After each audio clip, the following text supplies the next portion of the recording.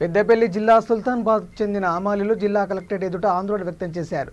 Rice మిల్లులో యాజమాన్యం కుట్రపన్ని ఉన్న ఫలంగా తీసేశారని, దీంతో ఉపాధి కోల్పోయామని హమాలీలు ఆవేదన వ్యక్తం చేశారు. గత కొన్ని సంవత్సరాలుగా రైస్ మిల్లులో పనిచేస్తున్నామని, యాజమాన్యం ప్రతి ఒక్కరిని 2 లక్షల రూపాయల డిపాజిట్ చేయాలని, చేయకపోతే తీసేస్తామని బెదిరించి విధుల్లో నుండి తొలగించారని ఆవేదన వ్యక్తం చేశారు. అనంతరం కలెక్టరేట్లో వినతి పత్రం సమర్పించారు. తమకు న్యాయం చేయాలని విజ్ఞప్తి చేశారు. మన ఉన్న గోదాములో ఉండే అమాలీలు తక్కువ ఉంటారు కాబట్టి ఆ ఒక్కరోజు మట్టుకు వాయినచ్చిన రోజు డ్యామేజ్ పడకుండా బయట లేబర్ని తీసుకొచ్చి పని చేయించుకొని వాళ్ళకి ఇచ్చే డబ్బులు ఇచ్చి వాళ్ళు ఎలగొడతారు. మళ్ళీ ఏదో విధంగా అక్కడ ఉండే స్థానికులే పని చేస్తారు.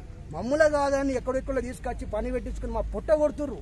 రోడ్ల పోటీ పిచ్చర్ లెక్క తిరుగుతున్నాం. మేము 15 రోజుల నుండి మా పట్టించుకున్న నాయకుడే లేడు.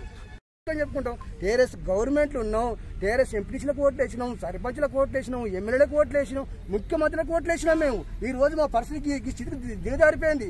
బీహార్ కార్మికుడు అంటే ఎక్కడన్నా ఉంటాడు, వాళ్ళని మేము వ్యతిరేకిస్తలేము. వాళ్ళకు పని కల్పించండి, మాతోని పని కాకపోతే వాళ్ళని పెట్టుకోరి. మేము చేసిన తప్పేంది, గోదాములో మేము చేసే తప్పేంది అది ఒక ఆలోచించి యజమాన్యం కానీ ప్రజాప్రతినిధులు కానీ గవర్నమెంట్ కానీ మాకు సాయం చేయ. ఒకటి ఏ గోదాంలో కానీ చుట్టుపక్కల మేము జాయింట్ కలెక్టర్ లక్ష్మీనారాయణ గారికి కలిస్తే నేను సోమవారం ఆర్డీఓని పంపిస్తే ఎంక్వైరీకి అని చెప్పాడు. కానీ సోమవారం మీద చూసాము, మంగళవారం చూసినాము, బుధవారం ఈ రోజు కూడా అడిగితే మళ్ళీ ఇంకొక 3 రోజుల తర్వాత వస్తానంటున్నారు.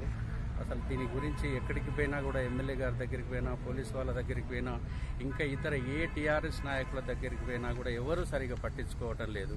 అంటే వాళ్ళకేదో బహుశా ఇదేదో గట్టి శక్తుల పైన ఉన్నట్లుగా చెప్తున్నట్టు తెలుస్తున్నది.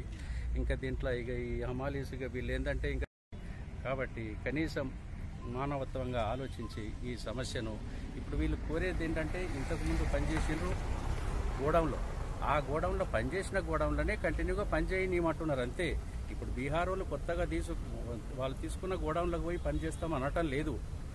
ఇంతకుముందు వాళ్ళు కంటిన్యూగా పనిచేసారు. ఇప్పుడు ప్రస్తుతానికి బీహారీలను తీసుకొచ్చి వాళ్ళకు ఒక 50% పేమెంట్ వాళ్ళకి ఇచ్చి 50% వీళ్ళు ఎక్కువ వేయడానికి